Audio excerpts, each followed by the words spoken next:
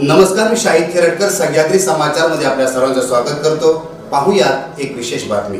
मोठ्या प्रमाणात आमच्या बौद्धवाड्या आता राजकीय लोक आपल्याकडे घ्यायला लागलेत आहे। मला घेण्याबद्दल काहीच हे नाही, परंतु माझं त्यांना असं म्हणणं आहे की निवडणुकी आल्या की आमच्या बौद्धवाड्या दिसतात का? मग जर का आमच्या बौद्धवाड्या तुम्हाला घ्यायच्या होत्या तर पहिल्यापासून तुम्ही घ्या ना, त्यांना विकसित करण्यासाठी घ्या ना, त्यांना तुमच्या निधी फंडातून विकसित कामं करायला घ्या ना, त्यांना दत्तक म्हणून वाड्या निसर्गरम्य बनवा ना। निवडणुका आल्या का अमुक वाडी आमच्याकडे, तमुक वाड्या त्यांच्याकडे, हा जो काय बाजारूकरण चालला आहे हा राजकीय लोकांनी थांबवला पाहिजे। आणि जर खऱ्या अर्थानं तुम्हाला जर आमच्या वाड्या जर का शिवराव फुले आंबेडकरांच्या विचारांनी नांदवायचे असतील तर तुम्ही तशा पद्धतीचं त्यांना दत्तक घेतलं पाहिजे, तशा पद्धतीने विकास कामं तुम्ही करायला पाहिजे होतं, तशा पद्धतीने तुम्ही घटनात्मक सगळ्या गोष्टी मांडल्या पाहिजे। निवडणुका आल्या की बस रे बस ह्या बौद्धवाड्या आमच्याकडं, ही मतं आमच्याकडं, ती मतं आमच्याकडे, हे खूप मोठं चुकीचं काम चालू आहे। यदा कदाचित हा विषय आम्ही आदरणीय बाळासाहेब आंबेडकरांकडे मांडणार आणि अॅट्रॉसिटी दाखल करण्याच्या भूमिकेकडे आम्ही असणार आहोत, कारण हे आमच्या गफलत करतात समाजाबरोबर, आमच्या शिवराव फुले आंबेडकर विचाराची गफलत करतात आहे, असा आमचा रोग त्यांच्याकडे आहे।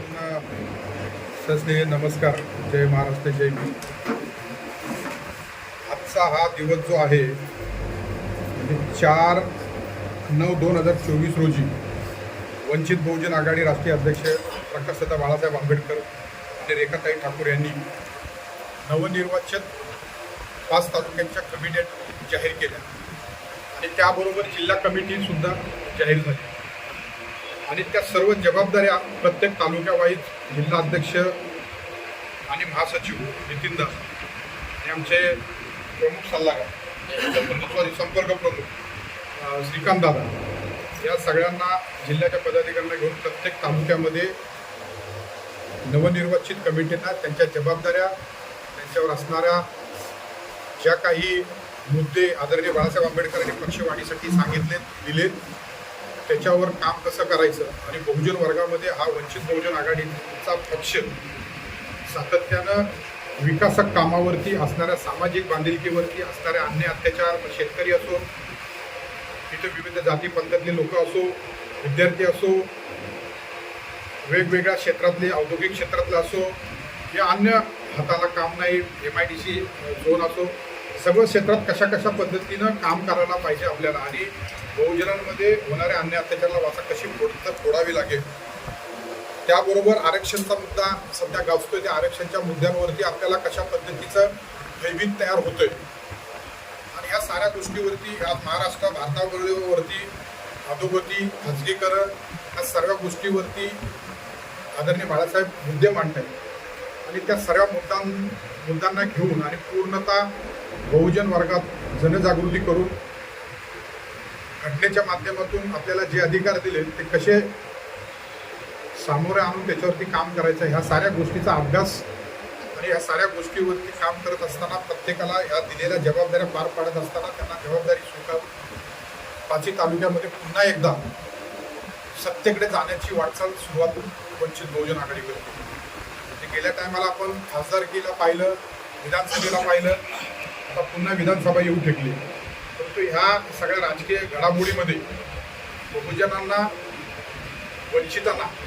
सातत्यानं ज्यांची ताकद आहे त्या ताकदीच्या व्यक्तींना बाहेर लोटलं जात आहे आणि ते कशा पद्धतीने लोटलं गेलं जात आहे, आपापसामध्ये हेवे दावे, आपापसामध्ये जातीयता, आपापसामध्ये भेदभाव करून आम्हा सगळ्या वंचितांना बाजूला करून वंचितावरती राज्य करू पाहणाऱ्या काही ठराविक लोकांना राज्यकर्ते बनवून घेऊन पाहणाऱ्या व इतर सर्व असलेले बहुजन वर्ग या सगळ्या बहुजन वर्गांना एका ठिकाणी आणून कशा पद्धतीचं काम करावं लागेल ते आदरणीय बाळासाहेब आंबेडकर प्रत्यक्षात वेगवेगळ्या माध्यमातून सांगत आहे आणि त्याचीच बांधणी ह्या जिल्ह्यामध्ये चालू केलेली आहे।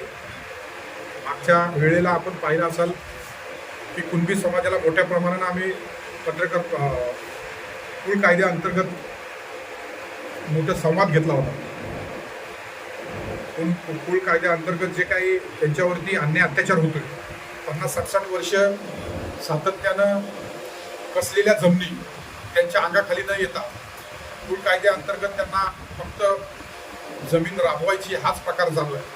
तो विषय आदरणीय बाळासाहेब आंबेडकर मांडला होता आणि चिपळूणमध्ये पुढे फाटे येथे मोठ्या प्रमाणात कुणबी समाज जमा झाला होता आणि त्यांनी त्यांचे गाराने आदरणीय बाळासाहेब आंबेडकरांना सांगितलं आणि त्याच्यावर त्यांचं मोठं काम चालू आहे. आणि त्या माध्यमातून येणाऱ्या दिवसामध्ये बहुजन वर्गामध्ये वेगवेगळ्या जाती पद्धती लोकांना हा वंचित बहुजन आघाडी वेगळा पॅटर्न आपल्याला सगळ्यांना पाहायला भेटेल आणि त्या अनुषंगाने आम्ही आमचं कामकाज चालू करतोय. पाची तालुक्यामध्ये बहुतांशी पहिली एक प्रथा होती की लोकांना वाटायचे की वंचित बहुजन आघाडी, भारिप बहुजन महासंघ म्हणजे शिवराय फुले आंबेडकर विचारात काम करणारे लोक फक्त बहुतांचं आहे. परंतु ती आता बाजू आम्ही उलटून लावलेली आहे. गुहागरमध्ये आम्ही तालुका प्रमुख जो आहे तो कुणबी समाजाच्या नेतृत्व करणाऱ्या समाजाच्या व्यक्तीला दिला, ते म्हणजे विशाल मोरे. आणि त्याच्या बाजूला शिवराय फुले आंबेडकर 50-60 वर्ष चालवणारे व्यक्ती बौद्ध समाज विनोदजी पवार यांना आम्ही त्यांच्या महासचिव पदावरती विराजमान केलं. म्हणजे दोघांनीही लोकशाही कशी नांदवता येईल, स्वातंत्र्य समता बंधुत्व कशी उभी करता येईल या ठेक्यावरती या लोकशाहीच्या मार्गाने आम्ही इथे एक नियुक्ती आदरणीय बाळासाहेब आंबेडकरांनी दिली आणि तो आमचा आग्रह होता. आणि कुणबी समाज एवढ्या प्रमाणात गुहागरमध्ये खुश आहे की आम्हाला कुठेतरी चांगलं आदरणीय बाळासाहेब आंबेडकरांनी स्थान दिलं. त्याच पद्धतीचं चिपळूणमध्ये आम्ही अविनाश आदवडे खूप मोठ्या प्रमाणात कुणबी समाज त्यांच्या पाठीमागं आहे आणि त्यांनीच ते नियोजन केलं होतं वंचितच्या माध्यमातून कुणबी उन्नती हक्क परिषद, त्याचं त्यांनी अध्यक्षपद भूषवलं होतं आणि त्यांनीच नियोजन केलं होतं. आणि म्हणून आदरणीय बाळासाहेब आंबेडकरांनी त्यांच्यावर विश्वास टाकला आहे पुन्हा. आणि अविनाश आदवडेंना चिपळूण तालुका प्रमुख हेही कुणबी समाजात गेल्यामुळं त्यांनाही तिथं उत्साह त्यांचा मोठ्या प्रमाणात कामकाज चालू आहे. मोठमोठ्या शाखा बांधणं म्हणजे काही दिवसात चिपळूणमध्ये वंचितचं मोठं भवन म्हणजे रत्नागिरी जिल्ह्यामधलं सगळ्यात सन्मानाने आणि मोठ्या प्रमाणाचं वंचित भवन G+1ची बांधणी सुरू होणार आहे. त्याचे पण प्रयत्न कुणबी समाजाच्या माध्यमातून चालू आहे, बहुजन वर्गातून चालू आहे. आणि त्याला जोडीला म्हणून पुन्हा शिवराय फुले आंबेडकर विचारात विकसित करणारे 50-60 वर्ष ज्यांनी आत्मसात केलेत या महामानवांच्या विचारांना, ते म्हणजे अशोक जाधव यांना आम्ही महासचिव पदावरती ठेवलं.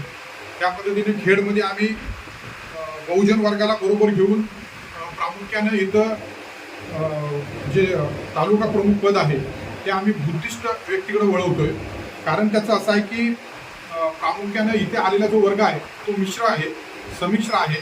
इथे वेगवेगळ्या पद्धतीची लोक राहत आहेत, म्हणजे इथे केवळ एका विशिष्ट वर्गाची नाही आहे.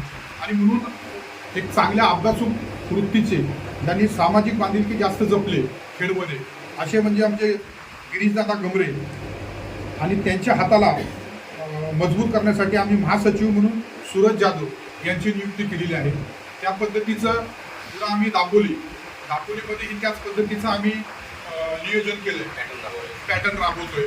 तिथंही आम्ही अध्यक्षपद जे आहे ते मला वाटतं रमाबाई आंबेडकरांचे जे गाव आहे त्या गावचे सुपुत्र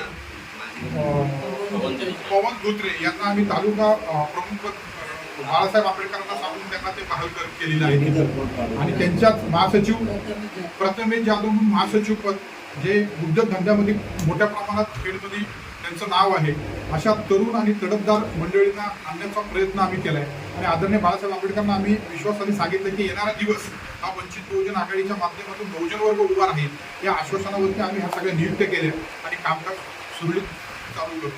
पक्षाच्या अंतर्गत काही आपण विचारलेले प्रश्न रास्ताही असू शकतात, परंतु 60-70 वर्षाच्या नंतर आपण चिंतन करण्यापेक्षा विपश्यना केली असती तर बरं झालं असं मला वाटतं. म्हणजे चिंतनांच्या मागे जाण्यापेक्षा 60-70 वर्षानंतर विपश्यना करणं, योगा करणं हे शारीरिक दृष्टीतून चांगलं असतं. आणि ते केलं तर मला वाटतं आम्ही त्याच्याबरोबर ती येऊ मदत करायला किंवा अजून काहीतरी विपश्यनाच्या माध्यमातून शाखा ओपन करायला. परंतु पक्षाचं काम करत असताना खऱ्या अर्थानं शिवराय फुले आंबेडकर म्हणताना मनगटात ताकद उभी करावी लागते.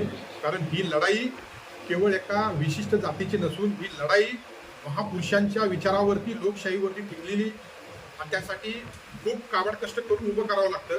आणि ती काबाड कष्ट करणारी जो प्रवाह आहे त्या प्रवाहाला उभं करणं काळाची गरज आहे.